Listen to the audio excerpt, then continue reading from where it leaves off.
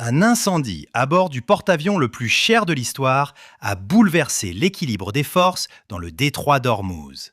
L'USS Gerald R. Ford, un mastodonte de 13 milliards de dollars, a été contraint de se retirer de la mer Rouge. Mais la réponse du Pentagone n'a pas été d'envoyer un autre porte-avions. Elle a été d'envoyer 4400 Marines. Découvrez comment un incident imprévu a transformé une situation délicate en une démonstration de force sans précédent, créant accidentellement la force amphibie la plus redoutable qu'Ormuz ait jamais vue. Bienvenue sur l'échiquier global, votre source d'analyse approfondie sur les dynamiques géopolitiques et militaires. L'USS Tripoli, LHA-7, un navire d'assaut amphibie de classe America de 40 000 tonnes métriques, agissant comme un porte-avions de poche avec ses 20 F-35B et la 31e unité expéditionnaire des Marines à son bord, était en route vers l'ouest, en direction d'Ormuz. Sa mission, apporter ce que 3 groupes aéronavals ne pouvaient offrir, à savoir une couverture aérienne rapprochée au-dessus des voies de navigation et des Marines à terre pour contrôler ce corridor que l'Iran a fortifié pendant 40 ans. Un seul navire, une seule unité, la variable finale d'une équation que la marine élaborait depuis le premier jour de l'opération Epic Fury. Puis, le Ford a pris feu. Le 12 mars, un incendie s'est déclaré à bord de l'USS Gerald R. Ford. Non pas dans les compartiments des réacteurs ou les soutes à munitions, mais dans la buanderie. Un mélange de charpie, de produits chimiques et d'acier confiné a créé les conditions parfaites. Le Ford fonctionnait sans interruption depuis plus de 260 jours, soit 9 mois d'opérations aériennes continues sans aucun arrêt de maintenance programmé. Lorsqu'une machine dépasse son intervalle d'entretien, elle le rappelle. Pour le Ford, ce rappel est venu sous forme d'incendie. L'incendie a fait rage pendant 30 heures. Des centaines de marins ont été traités pour inhalation de fumée. Le navire de guerre le plus avancé jamais construit a été contraint de se retirer à la base de Suda Bay pour des réparations, retirant ainsi la couverture aérienne du porte-avions de la mer Rouge au pire moment possible. Il ne s'agissait pas de dommages de combat, mais du prix de la surexploitation. La physique ne se soucie pas des milliards dépensés. Chaque machine a ses limites, et le Ford a atteint les siennes après 261 jours. La mer Rouge s'est retrouvée sans couverture aérienne. Le vide laissé par le retrait du porte-avions a élargi la brèche que les Houthis exploitaient. Et l'Iran, observant le navire de guerre le plus cher de l'histoire humaine se diriger péniblement vers un quai de réparation, a recalculé ses options. Ce qui s'est passé ensuite est la partie que personne n'avait anticipée.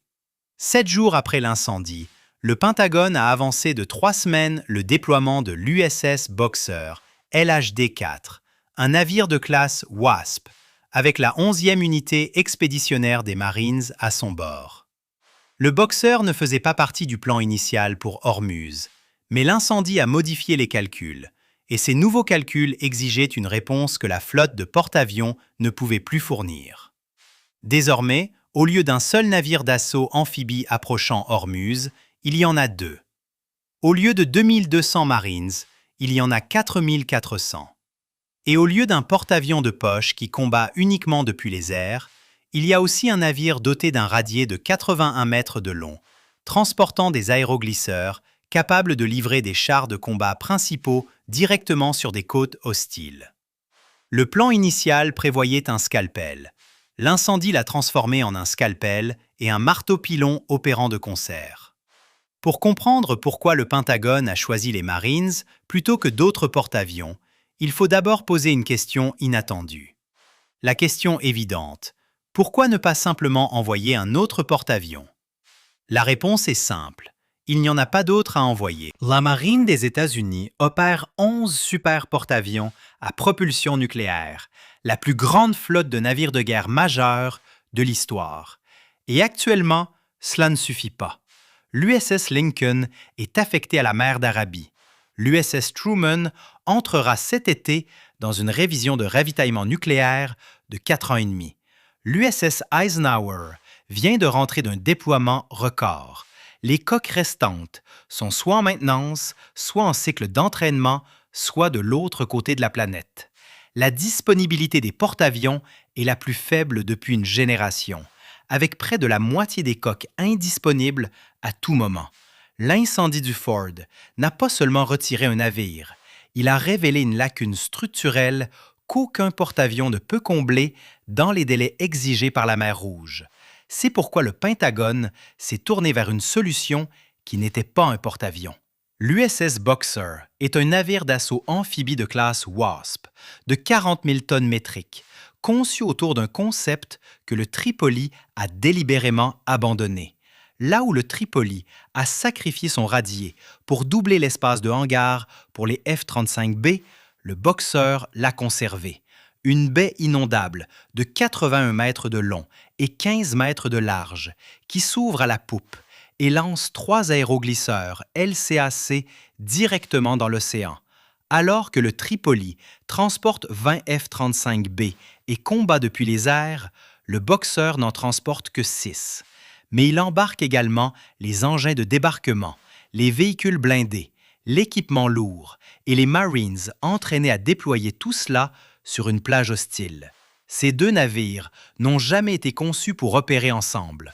Le Tripoli est le prototype de la classe America, l'expérience de la marine pour construire un porte-avions de poche en supprimant le radier.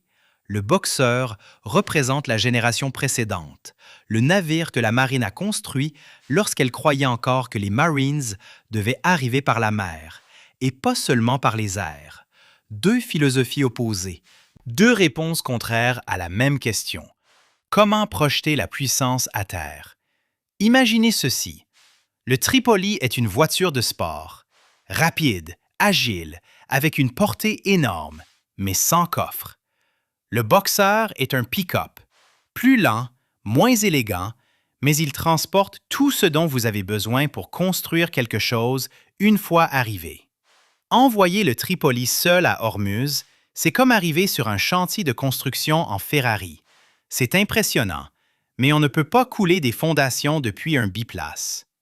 Séparément, chaque navire résout la moitié du problème. Ensemble, ils résolvent le problème entier. Et un accident vient de les réunir sur le même théâtre d'opération au même moment. 2 navires, 2 conceptions opposées, 3 problèmes qu'aucun ne peut résoudre seul. Voyons ce qui se passe lorsque vous les combinez. 3 îles fortifiées se trouvent directement à l'intérieur du corridor maritime d'Ormuz. Abu Moussa, la Grande Tombe et la Petite Tombe. L'Iran s'en est emparé en 1971 et a passé 5 décennies à les transformer en plateformes d'armes insubmersibles, batteries de missiles anti-navires, réseaux de radars côtiers, positions d'artillerie et garnison du corps des gardiens de la Révolution islamique, CGRI. Après 2 semaines de frappes aériennes intenses d'Epic Fury, tout lanceur survivant sur ces îles menace toujours chaque navire traversant le corridor à bout portant. Il est impératif de neutraliser ces îles. Mais les eaux qui les entourent sont minées. Envoyer des engins de débarquement conventionnels à travers ces champs de mines serait suicidaire. C'est précisément pourquoi l'Iran a fortifié ces îles. Les mines n'étaient pas seulement une arme navale, elles constituaient un fossé, et l'Iran pensait que ce fossé rendait les îles intouchables. Le Tripoli résout la moitié du problème. Les Marines sont insérés par enveloppement vertical. Des M20-22 Osprey et des hélicoptères CH-53 survolent les champs de mines sans jamais toucher l'eau. Les équipes d'assaut atterrissent sur les hauteurs, neutralisent les installations radars et les lanceurs de missiles, puis se retirent. Mais ils ne transportent que des armes personnelles et de l'équipement léger. Pas de chars, pas de véhicules blindés, pas d'armes lourdes. Ils peuvent mener un raid, mais pas tenir une position. Le Boxer complète l'équation. Son radier s'ouvre sur 81 mètres de long et 15 mètres de large, lançant 3 aéroglisseurs LCAC à plus de 74 km/h. Voici l'ingénierie qui change tout. Un LCAC ne flotte pas. Il vole à 2,1 mètres au-dessus de l'eau sur un coussin d'air pressurisé. Les mines activées par la pression nécessitent un contact concentré de la coque pour se déclencher. Le LCAC, lui, ne touche jamais l'eau. Là où tout navire conventionnel de la flotte ne peut passer, le LCAC traverse. Faisons le calcul. Un engin de débarquement conventionnel avance à 18,5 km/h dans des eaux minées. Pour un champ de mine de 9,26 km nautiques, cela représente 30 minutes d'exposition létale. Un LCAC franchit la même distance à plus de 74 km/h en 7,5 minutes, à 2,1 mètres au-dessus des mines. 30 minutes contre 7,5. C'est ce calcul qui rend cet assaut possible.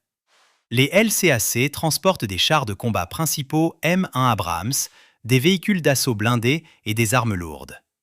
Ils livrent tout cela directement sur la plage de l'île, tandis que, simultanément, des ospreys du Tripoli insèrent des Marines sur les hauteurs depuis les airs. L'Iran doit désormais défendre à la fois par le haut et par le bas. Des Marines héliportés sur les crêtes, des véhicules blindés sur la plage. Ce n'est plus un simple raid, c'est un assaut amphibie complet. 2200 Marines pourraient effectuer un raid et se retirer. 4400 Marines prennent et tiennent. Problème des îles résolu. Mais le détroit n'est pas seulement constitué d'îles. Il comprend également environ 1000 km² d'eau minée. Et les dragueurs de mines sont les navires les plus vulnérables de toute flotte. Les navires de contre-mesure de mines de la classe LCS utilisent les technologies de détection de mines les plus avancées au monde. Systèmes de détection laser aéroportés, navires de surface sans pilote traînant des sonars, drones sous-marins qui identifient et détruisent les mines individuellement. Mais ces navires eux-mêmes ne transportent presque aucune arme défensive. Ils sont lents, prévisibles, fragiles, des cibles immobiles effectuant le travail le plus important du détroit. Ils font face à deux menaces simultanément. D'en haut, des drones de surveillance iraniens localisent les LCS, transmettent les coordonnées à des lanceurs mobiles cachés le long de la côte, et un missile de croisière suit en quelques minutes. De la surface, les vedettes rapides du CGRI, des bateaux de 92 km/h, armés de missiles anti-navires Nasser 1, encore par centaines, sont cachés dans les criques et les bras de mer le long de la côte iranienne. Il leur suffit qu'un seul bateau passe.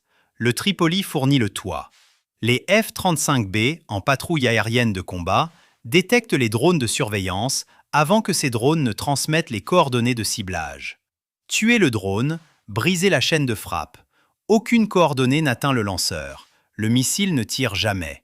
Le Tripoli protège les dragueurs de mines depuis les airs. Mais qui les protège de la surface? Le Tripoli ne transporte aucun engin de surface. Les F-35B sont rapides, mais ils ne peuvent pas être partout à la fois. Les vedettes rapides sont petites, véloces et difficiles à suivre depuis les airs dans les eaux côtières encombrées. Le Boxer fournit les murs. Son radier déploie des embarcations pneumatiques à coque rigide et des patrouilleurs qui établissent un écran de surface autour des dragueurs de mines. Des hélicoptères d'attaque AH-1Z Viper effectuent des patrouilles à basse altitude, chassant les vedettes rapides à courte portée avec des missiles Hellfire avant qu'elles n'atteignent la distance d'engagement. Le Tripoli est le toit, le Boxer et les murs. Les dragueurs de mines opèrent à l'intérieur. Pour la première fois à Ormuz, les opérations de déminage bénéficient d'une bulle de protection complète. Couverture aérienne par le haut et défense de surface autour du périmètre. Le calendrier pour dégager le corridor maritime se réduit de plusieurs mois à quelques semaines. Ainsi, les îles peuvent être prises, les mines peuvent être déminées. Mais il y a un troisième problème, et c'est celui qui détermine si Ormuz s'ouvrira pour des semaines ou pour des années. S'emparer d'une île prend une journée, la tenir prend des semaines. Les marines à terre ont besoin continuellement de munitions, de carburant, de nourriture, de pièces de rechange et d'équipements de remplacement. Ce concept s'appelle les opérations de base avancées expéditionnaires, EABO. Les Marines établissent des lanceurs HIMARS, des réseaux radars et des points d'armement et de ravitaillement avancés sur de petites îles et des côtes, contrôlant le détroit avec une puissance de feu basée à terre plutôt qu'avec des navires. Les HIMARS ont déjà coulé des navires de guerre iraniens pendant Epic Fury, en tirant depuis Bahreïn. L'arme fonctionne. La question est la logistique. Le Tripoli peut ravitailler par les airs. les M20-22 Osprey peuvent transporter jusqu'à 9070 kg au maximum. Mais aux portées de combat requises pour le ravitaillement d'Ormuz, la charge utile effective tombe à environ 3630 kg par sortie. Cela couvre les munitions, les fournitures médicales et la nourriture. Mais cela ne couvre pas le carburant en vrac, les véhicules, les groupes électrogènes lourds ou les palettes de rechargement HIMARS. Si la seule ligne d'approvisionnement passe par les Osprey, ces bases avancées restent des avant-postes temporaires, assez solides pour tirer, mais trop fragiles pour rester. Le Boxer résout ce que le Tripoli ne peut pas. Les aéroglisseurs LCAC transportent plus de 60 tonnes métriques par voyage. Des réservoirs souples de carburant, des palettes de munitions, des véhicules de remplacement, des groupes électrogènes, tout ce dont une base avancée a besoin pour soutenir des opérations indéfiniment. Les LCAC survolent les champs de mines entourant les îles, livrent leur cargaison sur la plage, retournent au Boxer, rechargent et répètent le processus. Le temps de rotation se mesure en heures, pas en jours. Faisons le calcul logistique. Un LCAC transporte 60 tonnes métriques, soit environ 54 430 kg par voyage. Un Osprey, à portée de combat, transporte 3630 kg. Un seul voyage de LCAC équivaut à 15 sorties d'Osprey. Le Boxer transporte 3 LCAC. Avec 3 voyages par jour par engin, cela représente 9 trajets de LCAC livrant 540 tonnes métriques de fournitures aux bases avancées quotidiennement. Pour égaler cela par les airs seulement, le Tripoli devrait effectuer 135 sorties d'Osprey par jour. Les cellules ne peuvent pas maintenir un tel rythme. Le calcul est sans appel. Sans le radier, l'EABO est un concept. Avec le radier, l'EABO est une chaîne d'approvisionnement.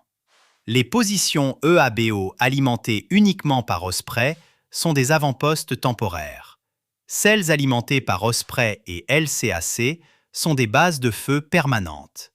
Les Marines ne se contentent pas d'arriver, de tirer et de repartir. Ils arrivent, s'établissent et restent. Des positions fixes, un approvisionnement durable, une puissance de feu persistante. L'Iran fait désormais face à des positions américaines sur un territoire qu'il pensait intouchable, et il ne peut pas couper la ligne d'approvisionnement, car cette ligne survole les mines même que l'Iran a posées pour protéger ce territoire.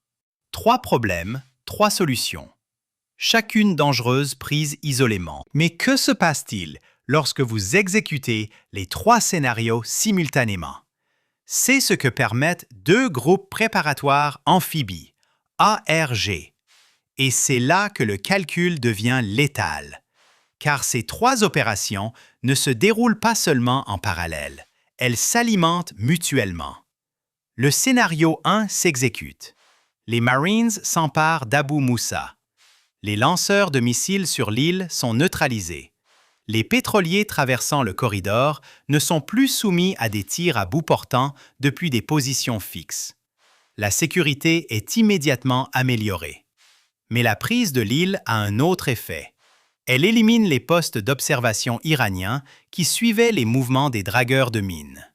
Avec les îles neutralisées, les navires LCS peuvent opérer plus près du corridor sans être géolocalisés depuis les airs. Cela accélère le scénario 2.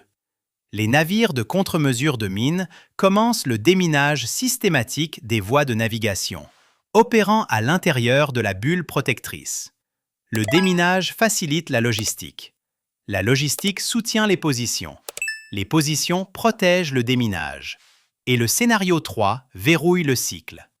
Les positions EABO sur les îles capturées déploient des HIMARS couvrant toute la largeur du détroit. 26 F-35B répartis entre les 2 navires assurent une supériorité aérienne locale sans qu'un porte-avions ne soit présent dans le Golfe. Les Marines basés à terre contrôlent ce que les navires seuls n'auraient jamais pu. Une couverture persistante, 24 heures sur 24, depuis des positions insubmersibles. Le résultat n'est pas 3 opérations distinctes. C'est un système interconnecté où chaque élément renforce les autres. Retirez-en un et le système se dégrade. Exécutez les trois ensemble et le système devient auto-renforçant. Maintenant, regardons cela du point de vue de Téhéran.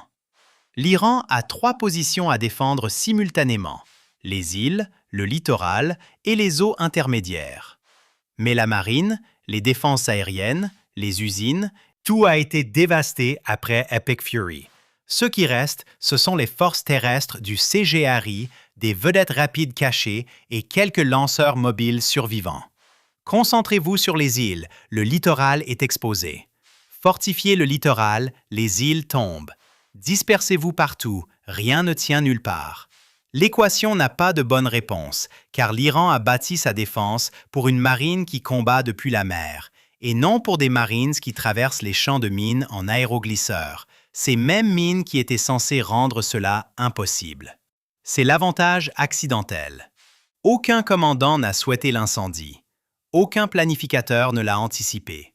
Mais la réaction en chaîne a produit une configuration de force que l'Iran n'était absolument pas préparé à contrer. L'Iran a vu l'incendie et a calculé une fenêtre d'opportunité.